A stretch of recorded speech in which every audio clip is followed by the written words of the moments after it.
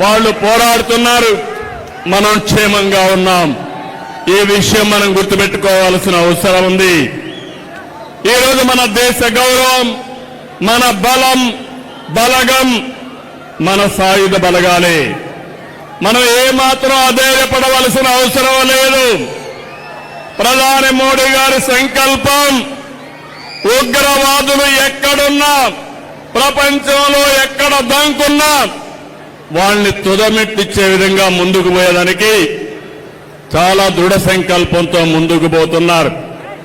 ఈ ఆపరేషన్ లో మన సైనికుల ధైర్యం చూశాం, సామర్థ్యం చూశాం, మనం తయారు చేసుకున్న ఆయుధాల్ని మనం చూశాం. ఈరోజు ప్రపంచ దేశాల్లో భారతదేశం యొక్క ప్రతిష్ట పెరిగే పరిస్థితి వచ్చింది. పొరుగు దేశాల్లో ఉండే శత్రువుల గుండెల్లో రైళ్లు పరిగెత్తించే పరిస్థితి వచ్చింది. మేమెవరి జోలికి రాము, ఎవరిపైన యుద్ధం చేయం. తీవ్రవాద రూపంలో మా దేశానికి వస్తే మాత్రం అదే చివరి రోజు మీకని మరొకసారి హెచ్చరిస్తున్నాను. ఇది ప్రతి ఒక్కరి నినాదం కావాలి. ప్రతి ఒక్కరు కూడా అవసరమైతే ఎలాంటి త్యాగానికైనా సిద్ధమవుతామని చెప్పాల్సిన తరుణం ఇది.